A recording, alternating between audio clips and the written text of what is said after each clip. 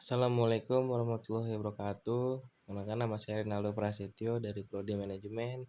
NIM saya 28920505047. Mata kuliah yang saya akan jelaskan yaitu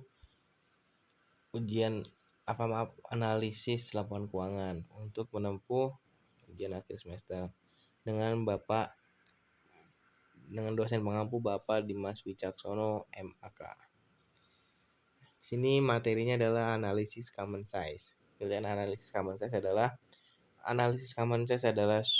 salah satu teknik analisis laporan keuangan yang dapat mengukur proporsi masing-masing akun pos dengan total akun dalam laporan keuangan neraca dan laba rugi. Perbandingan setiap akun atau pos dilakukan terhadap total akun masing-masing laporan keuangan. Jadi, dalam laporan laba rugi, setiap akun dalam laporan tersebut akan dibandingkan dengan total penjualan. Sedangkan dalam laporan neraca, setiap akun pada bagian aktiva akan dibandingkan dengan total aktiva. Begitu juga dengan pasiva. Dalam analisis common size, setiap total akun disebut juga dengan common base. Jadi, common base untuk laba atau rugi adalah penjualan neto atau penjualan bersih. Sedangkan common base untuk aktiva pada laporan neraca adalah total aktiva. Artinya, common base inilah yang menjadi dasar perbandingan yang bernilai 100% pada masing-masing kelompok akun. Ini langsung ada tujuan dan manfaat analisis common size. Pada dasarnya, analisis common size bertujuan untuk mengetahui proporsi masing-masing akun dalam laporan keuangan terhadap common base-nya. Hasil perbandingan ini dapat memberikan gambaran mengenai kinerja keuangan perusahaan, mempermudah proses analisis. Sementara itu, hasil common size dapat memberikan manfaat bagi manajemen perusahaan, terutama untuk mengidentifikasi dan menilai efektivitas penerapan kebijakan operasional, pendanaan maupun investasi perusahaan sebagai acuan penyusunan strategi masa mendatang. Sementara itu, menurut Kashmir 2012-91, tujuan analisis common size terbagi menjadi 3, yaitu mengetahui persentase investasi terhadap masing-masing aktiva dan atau pasiva. 2. Mengetahui struktur modal. 3. Mengukur komposisi biaya terhadap penjualan. Itu menurut Kashmir. Lanjut, formula analisis common size. Secara umum, analisis common size dapat dihitung dengan cara membagi masing-masing komponen akun dengan total akun. Kemudian, kalikan jawabannya dengan 100%. Komponen dan total tergantung dari akun apa yang akan Anda analisis. Misalnya, untuk laporan laba rugi, formula untuk menghitung common size-nya sebagai berikut. Rumus laba rugi common size. Komponen laba rugi atau pendapatan bersih kali 100%.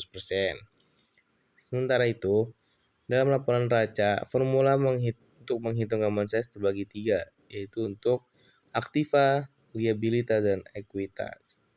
Rumus neraca common size. Aktiva, komponen aktiva per total aktiva kali 100%.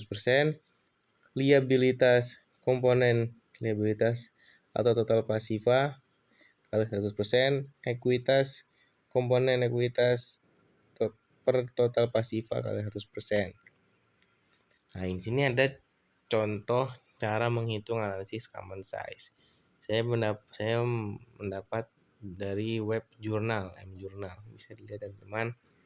Ini contoh common size laba rugi. Saya mengambil common size laba rugi. Dalam contoh ini penjualan bersih 22,597,6 akan menjadi common base, yaitu 100%. Sementara untuk setiap akun lainnya yang dimulai dari harga pokok penjualan, laba kotor, hingga pendapatan bersih merupakan komponen laba rugi. Nah, di sini ada penjualan bersihnya 22,597,6 sesuai tabel teman-teman. Harga pokok penjualannya 10,682,6. Laba kotornya 11,915, beban penjualan umum dan admin 7,325,0, biaya lain-lain bersih 225,2, beban bunga 73,8, penghasilan sebelum pajak 3,81,0, beban pajak penghasilan 383,5, dapat bersih 3507,5. Ini saya mendapat dari web M-Jurnal.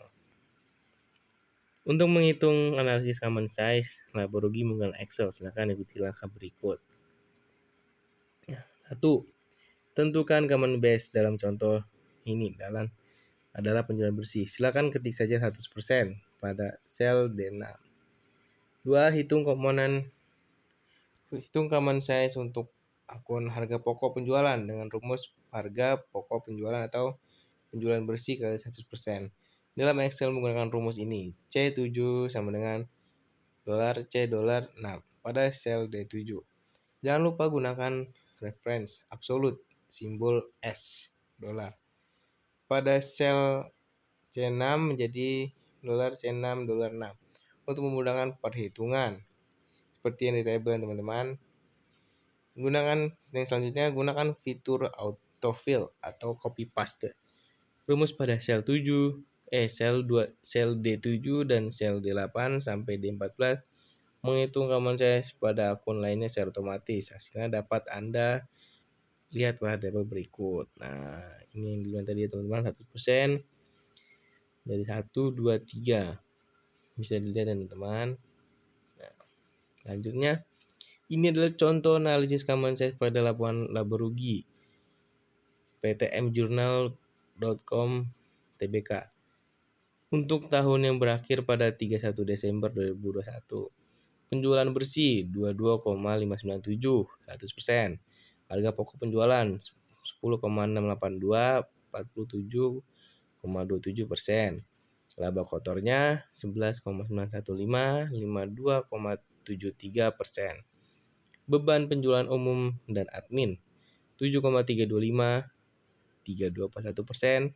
Biaya lain-lain bersih 225,2, 1,0%.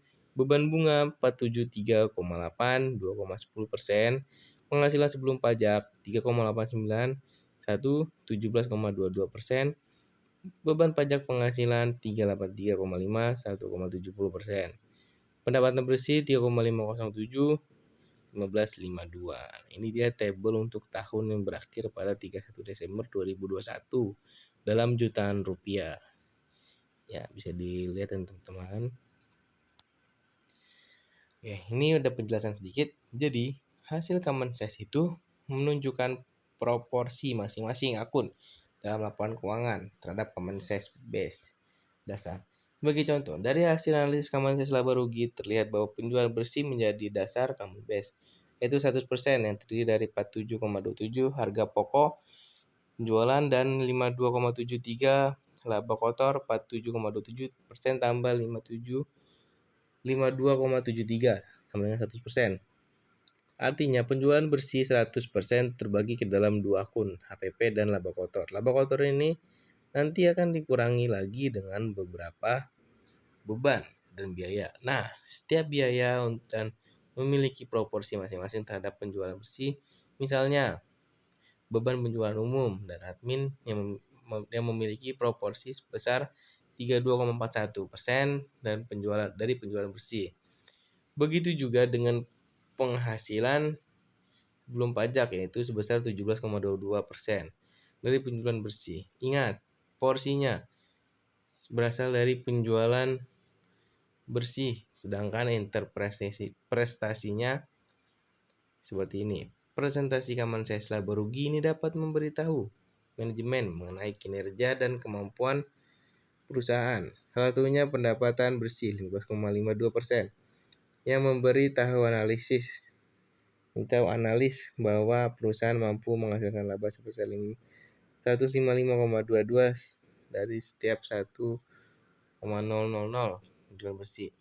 Nilai ini dapat Anda hitung dengan cara mengalih penjualan bersih dengan common size pendapatan bersih, yaitu 1,000 dikali 15,52% sama dengan 155,22. Begitu juga dengan akun lainnya. Anda dapat mengalih penjualan bersih dengan common size penghasilan sebelum pajak. Misalnya, hasil menunjukkan bahwa setiap 1,0 penjualan bersih mampu menghasilkan penghasilan sebelum pajak sebesar 172,19. Nah, ini kemungkinan terakhir teman-teman. Fakta tentang analisis common size. Analisis common size tidak hanya dapat digunakan untuk analisis vertikal, melainkan juga untuk analisis horizontal laporan keuangan. Menariknya, analisis common size dapat dilakukan untuk kedua metode tersebut, horizontal dan vertikal, secara bersamaan. Misalnya, membuat analisis common size laporan keuangan untuk tahun 2015. Ini analisis vertikal. Kemudian juga membuat analisis common size di tahun 2016, 17, sampai 20. Lalu apa yang didapatkan? Kumpulan data hasil common size dari tahun 2015 sampai 2020. Selanjutnya, dapat melakukan analisis horizontal setiap data common size ini. Satunya yang paling populer adalah untuk melihat tren. Umumnya, investor menilai perusahaan menggunakan data historis, kombinasi analisis vertikal dan horizontal. Common size ini dapat menunjukkan tren proporsi setiap akun dalam laporan keuangan terhadap common size base-nya. Oke, ini di sini ada sumber dari M-Jurnal Keuangan Analisis Common Size. Ya, bisa dicari teman-teman. Saya merangkum dari web M-Jurnal teman-teman. Ya, baik. Selesai. Sekian dari saya, kurang lebih mohon maaf. Wassalamualaikum warahmatullahi wabarakatuh. Terima kasih.